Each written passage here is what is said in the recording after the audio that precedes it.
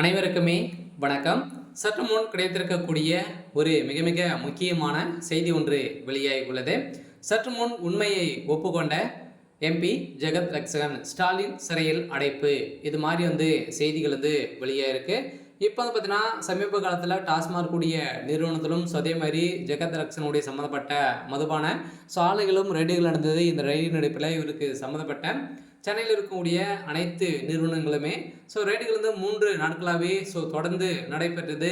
இந்த நிலையில் தான் எக்கச்சக்கமான பணங்களும் அதே மாதிரி நிறைய ஆவணங்களும் சிக்கியிருந்த நிலையில் இப்போ பார்த்தீங்கன்னா அதிரடியாக இந்த விஷயத்தில் அவங்க இருவருமே சம்பாதிச்சிருக்காங்க. இருந்தாலுமே நம்ம ஒரு இதுக்காக மட்டுமே இதில் நம்மளுடைய பேர் அடிபட்டு இருக்கு. இந்த நிலையில் ஜெகத் ரட்சகன் அவர்கள் எந்த ஒரு தவறுமே எந்த ஒரு ஊழலும் செய்யலை அப்படின்ற மாதிரி வெளிவந்திருக்கக்கூடிய நிலையிலும் இருந்தாலுமே இப்போ ஜெகத் ரட்சகன் அவர்கள் பார்த்தீங்கன்னா கைது செய்யப்பட்டு அவர் கொடுத்த வாக்குமூலத்தின் அடிப்படையில் தான் இப்போ சதுரடியாக முதல்வர் ஸ்டாலின் அவர்கள் இந்த 1000 கோடி பார்த்தீங்கன்னா திமுகவுடைய தலைமையகத்துக்கு தான் சென்றிருக்கு. வருகின்ற சட்டமன்ற தேர்தலுக்காக அனைத்து பணங்களும் ஊழல் பார்த்தீங்கன்னா செய்திருக்காங்க அப்படின்னு மாதிரி இவர் சொன்னதாக ஒரு பரபரப்பான ஒரு செய்தி வழியாக இருக்குது. திமுகவில் பெரும் அதிர்ச்சியை ஏற்படுத்தியிருக்கு.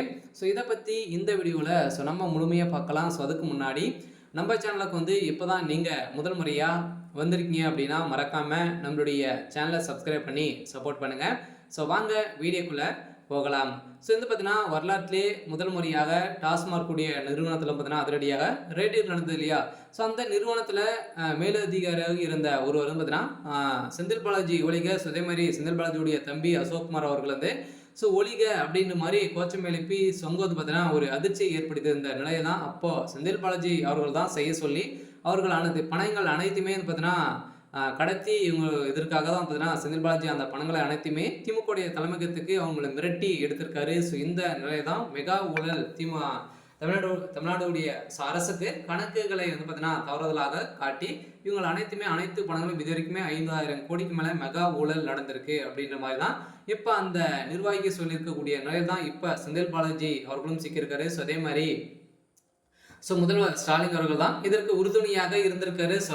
ஸ்டாலின் அவர்களுடைய கதை ஒட்டுமொத்தமாக முடிந்திருக்கு. முதல்வர் ஸ்டாலின் அவர்கள் வசமாக சிக்கியிருக்காரு. இருந்தாலுமே ஏற்கனவே ஜெகத் ரட்சகன் அவர்கள் பார்த்தீங்கன்னா எக்கச்சக்கமான ஒரு திமுகவுக்கே ஸ்பான்சர் பண்ணக்கூடிய சலருக்கு தான் ஜெகத் ரட்சகன் அவர்கள் இருக்காரு.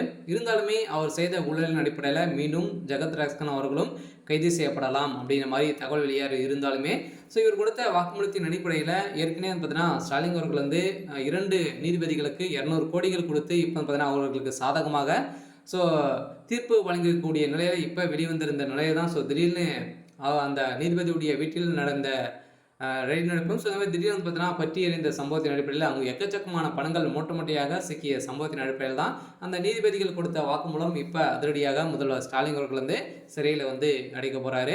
சரி, ஓகே. இன்னைக்கான அப்டேட் இதுதான். மறக்காமல் நம்மளுடைய சேனலை சப்ஸ்கிரைப் பண்ணி சப்போர்ட் பண்ணுங்கள். தேங்க்யூ.